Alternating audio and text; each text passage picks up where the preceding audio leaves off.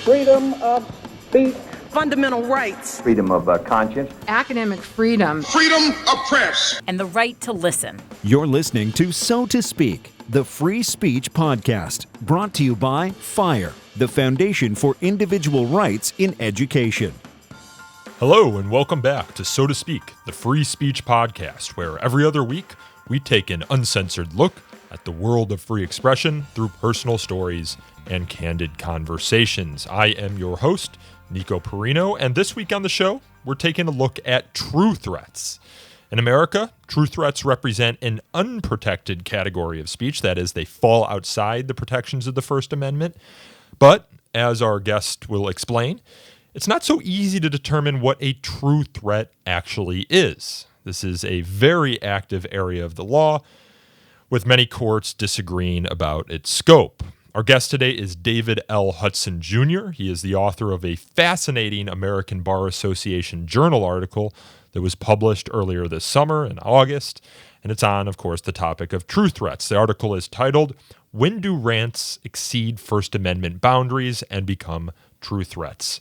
David is really one of America's foremost scholars on the First Amendment. His CV includes work at Nashville School of Law, the Newseum Institute's First Amendment Center, Vanderbilt School of Law, and, of course, here at FIRE, where he is a legal fellow, and we just began releasing a series of short explainer videos called Fire Starters about seminal First Amendment free speech cases that David narrates. And I encourage you all to go to our YouTube channel, youtube.com/thefireorg, to check out those explainer videos. Working with David has really, both on this podcast and on the explainer videos, has been really incredible. I've been awestruck by the breadth of his knowledge on First Amendment law. One of his many talents is his ability to remember and quote whole passages from Supreme Court decisions, almost always word for word. He can also recall the names of plaintiffs, not only from Supreme Court cases, but also lower court cases in some cases. And he can give you their biographical information. And actually, as you'll hear in this podcast today, if he's talking about a book, he can sometimes ballpark the page number a specific piece of information can be found on, and it's quite incredible. He's a human encyclopedia of First Amendment knowledge, and if he doesn't have a photographic memory, I'm sure he has something pretty darn close. This is actually David's first appearance on So to Speak, but hopefully not his last. This conversation was recorded on August 28th while David was in FIRE's Philly office and I was in our DC office. So now let's dive into the confounding world of true threats and the First Amendment. David, welcome onto the show. Thanks for having me. Pleasure to be here. Yeah, it's great to have you. So you wrote this very interesting article in the ABA Journal about true threats. And now true threats are traditionally understood to be one of the exceptions to the First Amendment's free speech protection, but it's often also one of the most misunderstood. People think that true threats do something that they don't always do. So I wanted to ask you, what is a true threat under the law? And what is often understood just by the community at large, the non-First Amendment lawyers community, to be a true threat? Great question. And it's a difficult question to answer, actually, because the true threat doctrine is one of the messiest that we have in First Amendment law. But probably the best answer I could give is that a true threat is a statement in which a reasonable recipient would regard as a serious expression of an intent to commit harm.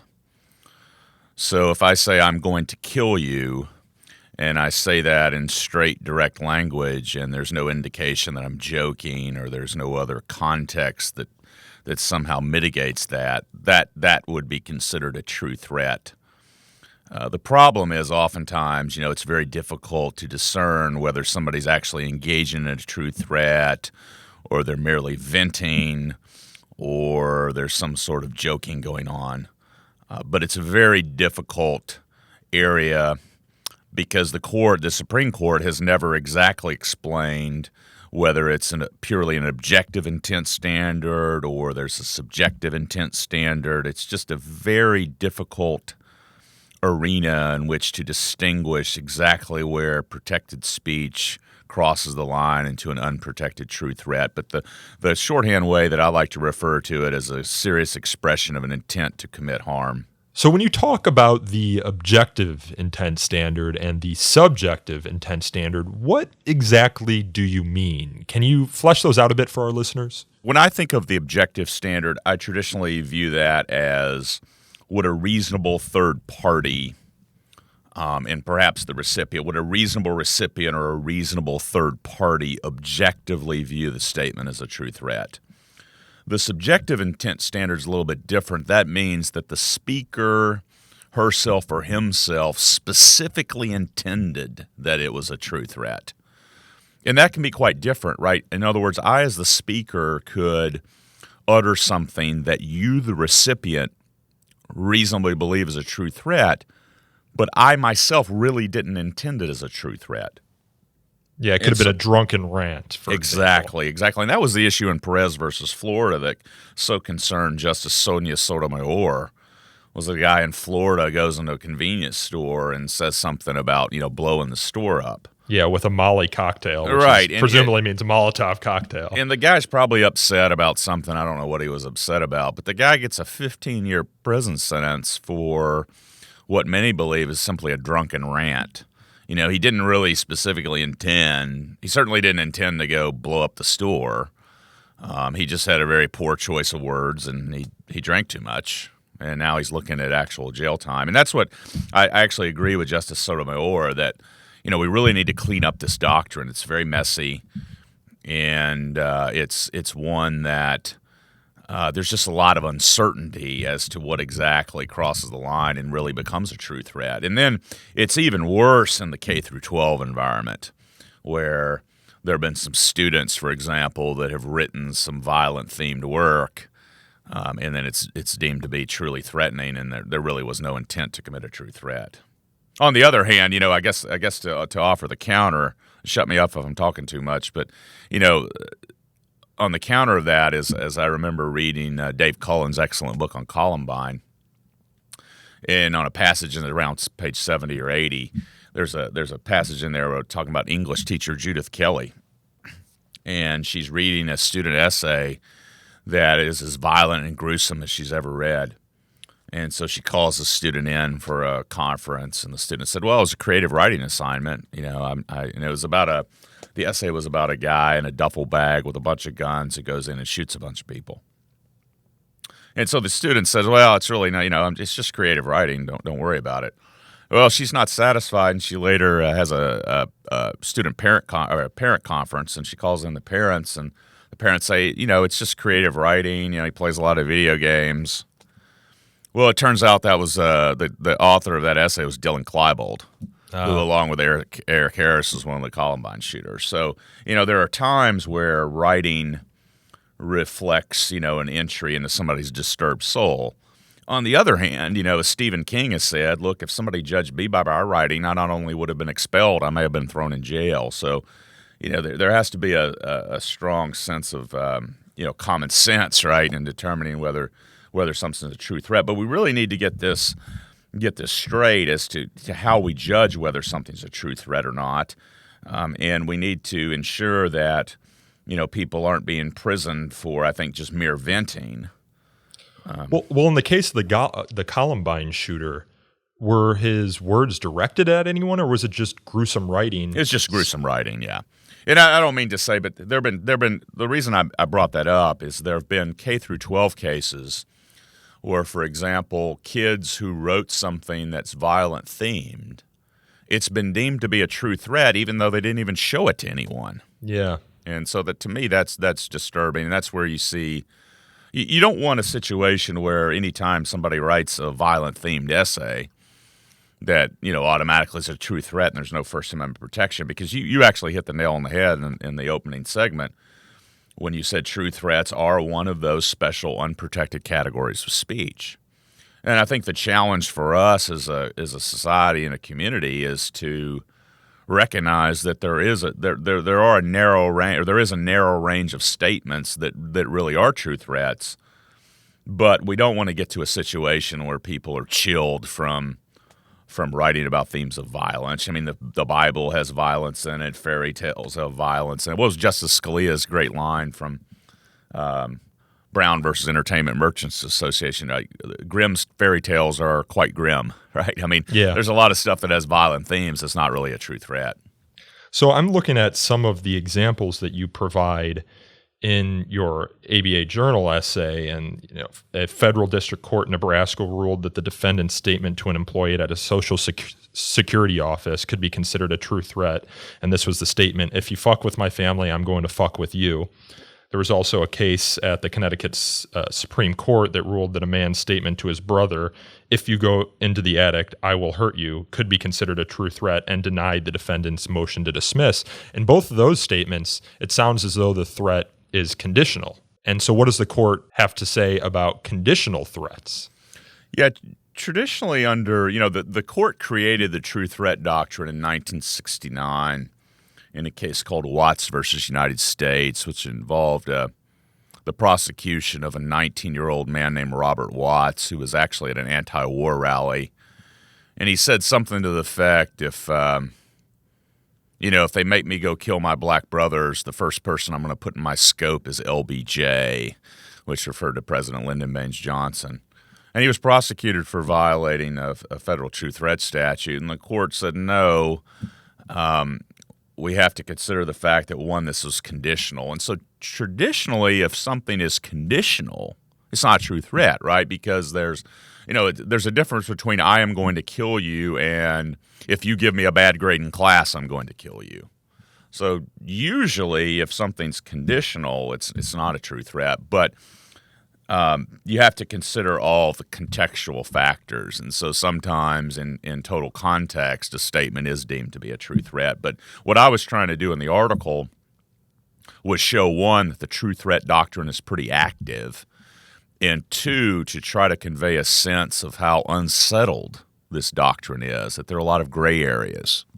Well, with the conditional statements, it makes me almost think of blackmail. And I don't know what the law necessarily says about blackmail, but if you can't go about your daily life because there's a threat that there might be physical violence brought upon you, that strikes me as just kind of another wrinkle. Yeah, and certainly blackmail and extortion, that's also not protected speech. Neither is perjury. I mean, there are a lot of types of speech that are not protected speech, but the ones that we traditionally care about in the First Amendment community are those in which I think there's a degree of abuse and you could actually chill a lot of protected speech. And I think true threats is one of those areas, right? It's sort of difficult. I often try to put true threats in context. In the First Amendment family, there are several cousins, right? True threats, fighting words, and incitement to imminent lawless action. And I think part of the problem for many is that they kind of conflate those different categories. So there's a difference between true threats as opposed to fighting words, as opposed to incitement to imminent lawless action. Well, I was going to ask you about incitement to imminent lawless action. That's the Brandenburg standard. And if I understand that standard correctly, it needs to be a threat and it needs to be imminent. And it doesn't sound as though the Supreme Court has told us how imminence should be considered in the true threat doctrine, correct? Yeah, the closest they came was a 1973 decision, Hess versus Indiana, where a gentleman, I think he was a student in Indiana. I know that it took place, some kind of anti-draft protest in Indiana, and he said, "We'll take the effing street later." And the police, arrested him. And what the Supreme Court essentially said was, we'll take the effing street later, at best amounted to, some sort of incitement in an indefinite time in the future, and that was not enough to satisfy the imminency requirement. So traditionally, in interpreting Brandenburg, it has to be a statement that encourages people to engage in immediate unlawful violence. So an example, the case that I use in my law classes is People versus Tolia. I believe the name of the case is a case out of New York where there was a concert at a public park, and apparently the decibel levels were quite high, and a lot of residents called the police. Police come. and somebody on stage says, "Here come the police, resist the police, throw bottles at them," and so a bunch of people started throwing bottles at the police. Well, obviously that's dangerous, and the speaker was causing people to engage in immediate unlawful action, and so he got charged with inciting a riot. And under the specific facts of that case, that's probably a correct decision, right? Because he's actively encouraging unlawful, immediate conduct towards the police, right? So in that case, that would satisfy the Brandenburg standard. But there's some people that say the Brandenburg standard ought to be modified in the so-called war on terrorism, where let's say somebody gets online and urges mass unlawful action, but there's no imminency to it, and at some later point in time somebody commits an unlawful act. Well, that technically doesn't comply with Brandenburg, right? Because there's no temporal proximity between the statement and the resulting violence. Yeah, so in that Perez v. Florida case that you mentioned earlier, where Sotomayor sort of expressed her concerns about the true threat doctrine, I want to read through some of the facts of that case and go through a hypothetical here with you. You said, last year the Supreme Court denied review in Perez v. Florida, a case in which a man who had spent the day at the beach with friends received a sentence of 15 years and 1 day for saying he was going to come back and bomb a grocery store. Robert Perez Jr. reportedly said he had a Molly cocktail in his backpack, and a store employee thought he had said Molotov cocktail. Perez told another store employee that he had only one Molotov cocktail and could blow the whole place up. He later returned to the store, apparently drunk, and stated, "I'm going to blow up the whole fucking world." Perez contended that he was joking and inebriated, but the state charged him with making terroristic threats. So you write here that he said he was going to return to the store and blow it up. So that would bring into question the Brandenburg standard and the question of immediacy. So what is a law enforcement officer to do if someone says they're going to come back in an hour and with a Molotov cocktail and blow the place up? And putting aside the question of whether it's actually a true threat because he intended it to be, or he was just in a drunken stupor and angry at an employee, how should law enforcement officers think about that? Because I'm thinking, I'm a store employee, I've got a disgruntled customer here who won't leave, who's making threats against my employees. I don't know if they're true or not, but he says he's going to come back and blow the place up. It's like one of those situations where a kid says he's going to shoot up a school one day if you keep doing this or that. That brings in the conditional nature of it. But I mean, how should we react? Well, I think that's why we have to have different categories with true threat and imminency, right? So in the true threat doctrine, there is not the same level of imminency requirement as there is in the Brandenburg standard. So you can utter a true threat, and it doesn't have to be immediately imminent, as in Brandenburg. So, he was prosecuted for violating something and making a terroristic threat. That's a little bit different than citing a riot under Brandenburg. And I think that probably is a good distinction to have, because sometimes people say they're going to do something and then 2 hours later they do it. What I think is so disturbing about the Perez case is, like you said, it probably was nothing more than a drunken rant. And that, to me, is very troubling. I think that's what troubled Justice Sotomayor.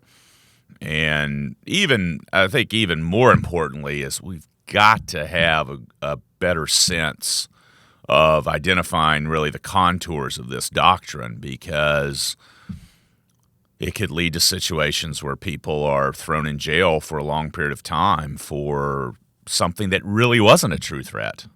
Yeah, so this is what Justice Sonia Sotomayor wrote so she said she agreed. So this Perez v. Florida case, petitioned for cert, which means they petitioned the Supreme Court to hear the case, and it was denied, correct? Yes, it was denied. But she wrote a concurring opinion emphasizing the need for the Supreme Court to clarify its true threat jurisprudence. And in it, she said, Robert Perez is serving more than 15 years in a Florida prison for what may have been nothing more than a drunken joke. She wrote that in her opening sentence. She noted that the jury was instructed to convict Perez based on the words he spoke rather than his intent. In an appropriate case, she said the court should affirm the First Amendment does not permit such a shortcut. She concluded the court should also decide precisely what level of intent suffices under the First Amendment, a question we avoided 2 terms ago in Alanis. So if you want to unpack for that statement for me, but then also let's talk about Alanis, because the court here, what was that, in 2015 in Alanis v. United States, had an opportunity to clarify the true threats doctrine and punt it. Absolutely, they punted, Nico, and the punt was like 15 yards. The Alanis case was a perfect opportunity to clarify this doctrine, and they really failed. Now, they didn't fail to the extent that they recognized that Alanis was essentially convicted under a negligence-type standard. And what they didn't do, however, is explain, okay, what exactly does have to be the mental state of the speaker? You know, is it be intentional or knowing? Is recklessness enough, or negligence?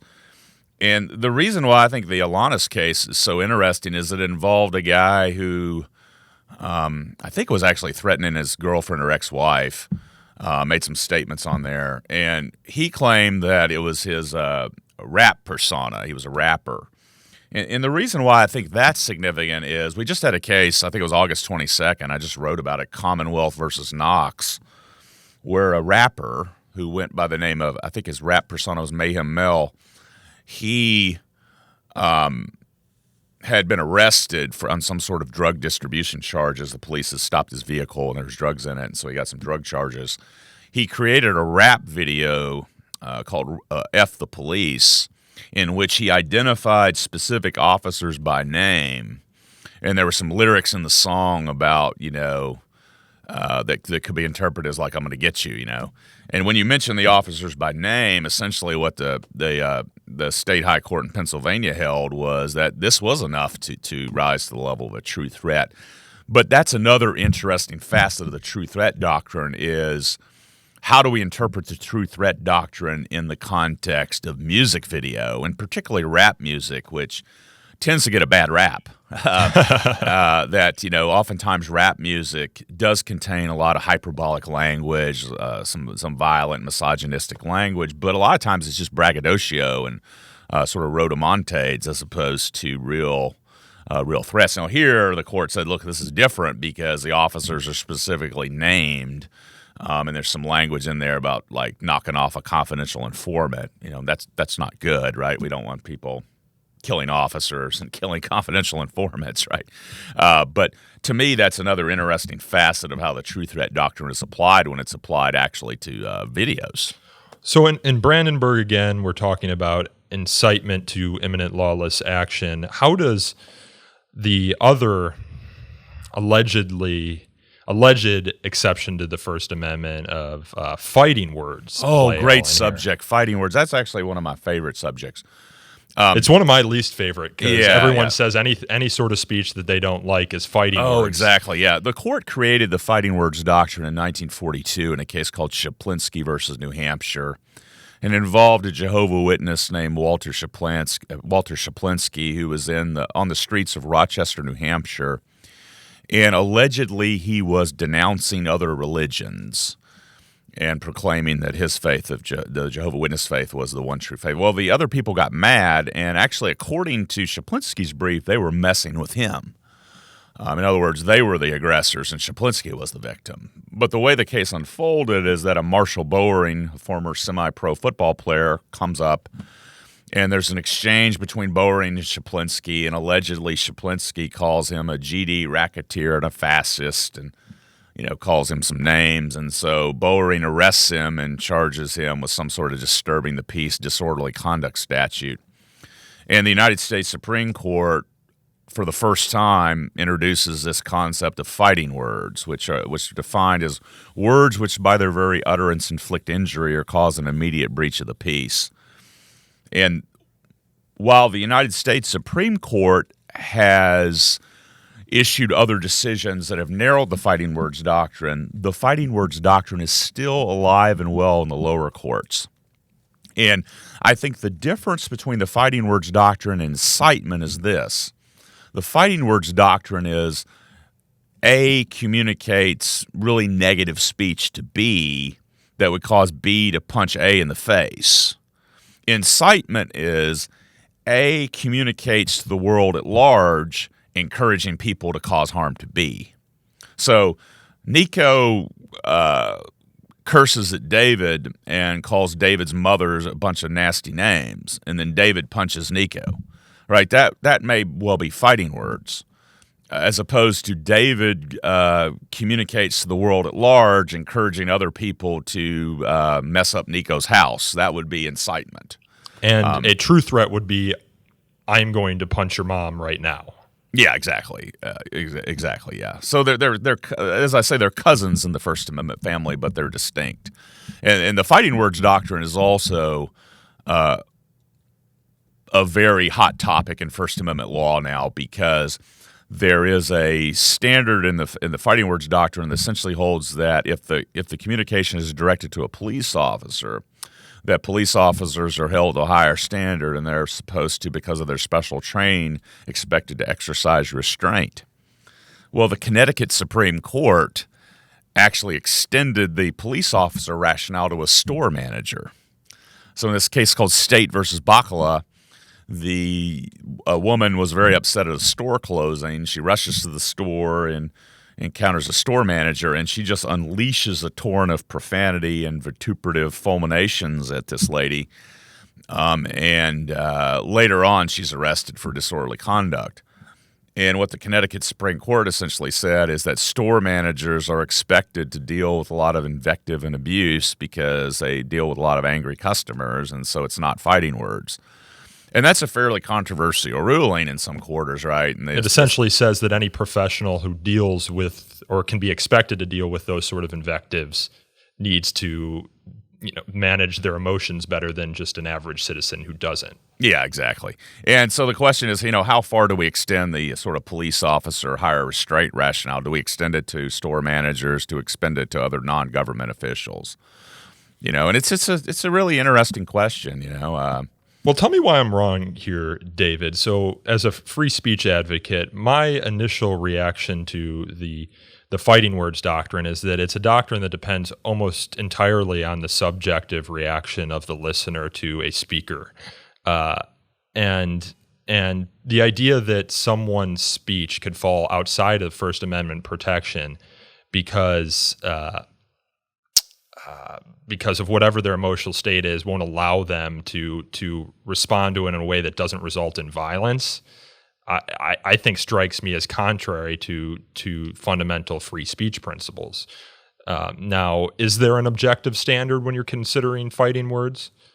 Yeah, well, it's a great point. If there is, it only really bears on the analysis of the listener's reaction. Yeah, and unfortunately, in First Amendment law, there's a lot of doctrine that rely on the listener's speech. So if we talk about like the seminal standard in K through 12 student speech law, the Tinker case, right? Yeah. What's the standard in Tinker?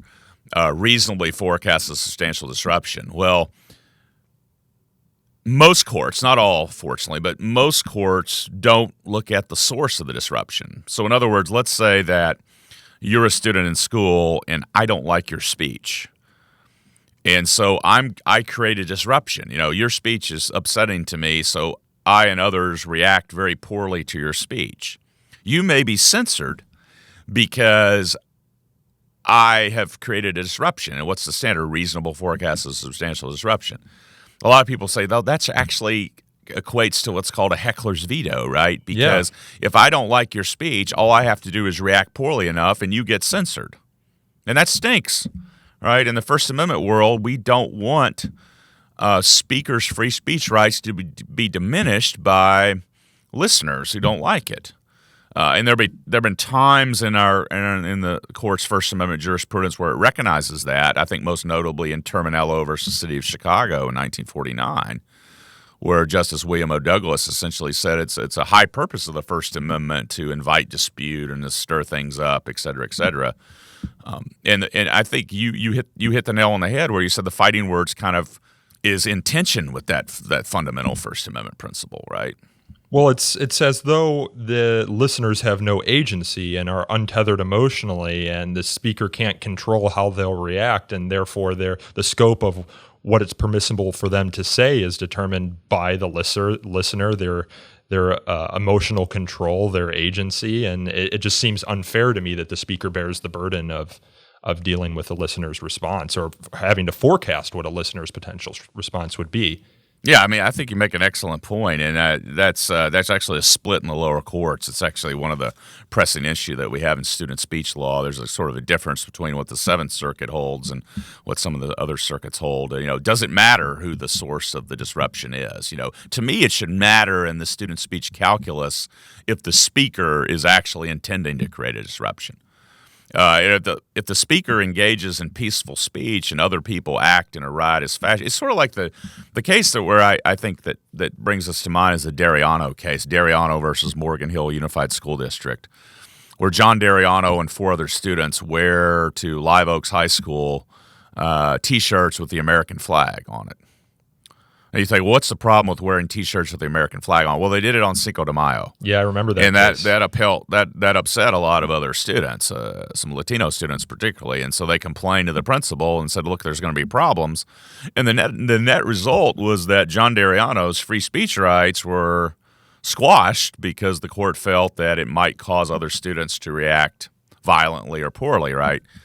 And what Judge O'Scanlan, I think, wrote a fiery dissent in that case. He said, look, you're sanctioning the heckler's veto, right?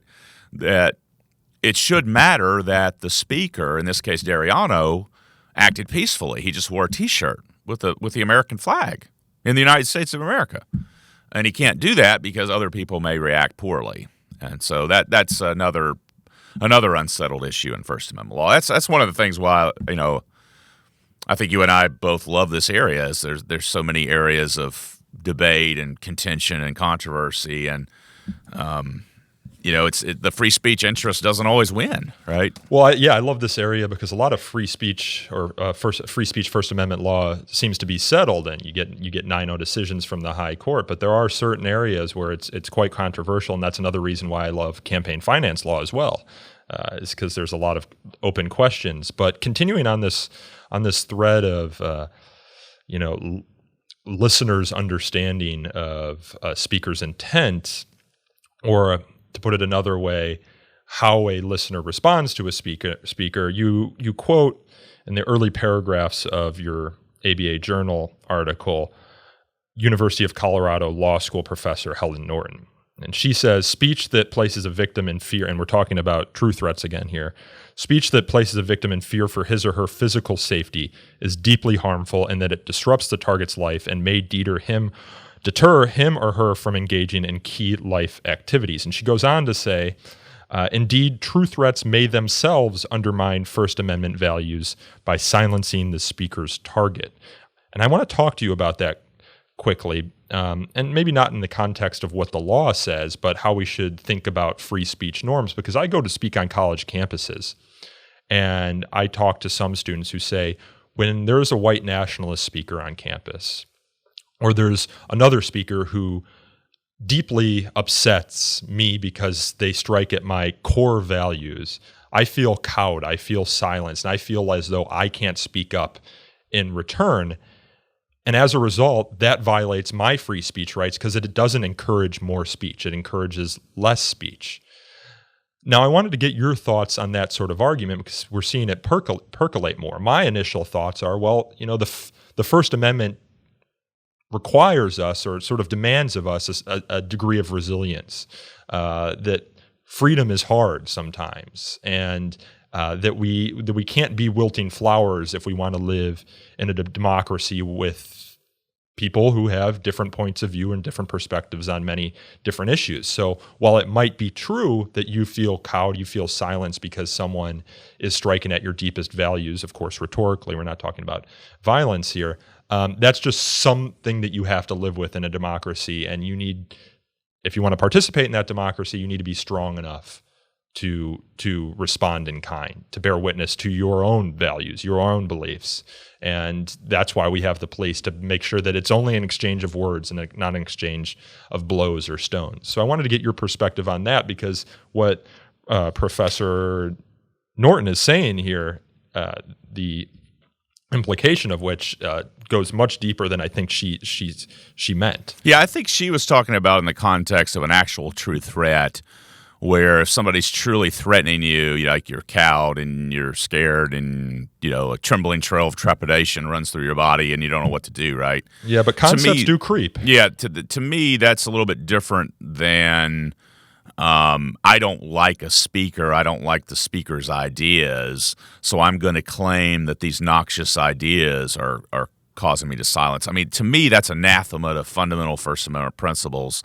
And I like exactly what you said. I point to the counterspeech doctrine, which I think is one of the foundational principles that we have in First Amendment law, and that was expressed most articulately by Justice Louis Brandeis back in his concurring opinion in Whitney v. California in 1927, where he said something to the effect of, there be time to expose through discussion the falsehood and fallacies, to avert the evils by the processes of education. The remedy to be applied is more speech, not enforced silence.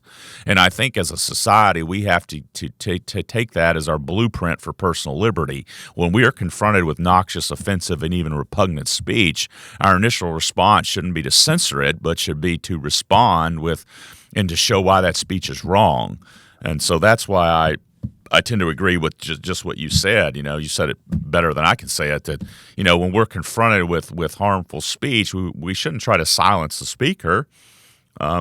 That's actually unsafe, right? It drives them underground, and they may, instead of fiery rhetoric, they may respond with violent action. I think now some people respond to that and they say, well, that's overly idealistic, right? That you're advocating this sort of idealistic vision of society, and it's just not real. Well, that's what the students would tell me if I made that argument to them. They'd say, oh, this is a million view that truth will win out in the end, but I'm emotionally exhausted from arguing against these white nationalists, and I can't change their mind, and I'm so convinced of my truth that at a certain point, I'm almost willing to resort to force in order to shut these other people up who can't be overcome by reason. Yeah, and see, that's troubling to me. I think in a constitutional democracy, we allow everyone to speak and try to sort it out. Democracy's messy. It's not always perfect, right? But it's better than everything else. I mean, I forget who said that. That was Benjamin Franklin. Yeah, I mean, well, what other response? We want to have some autocratic regime where only certain ideas are accepted. I mean, that's just, to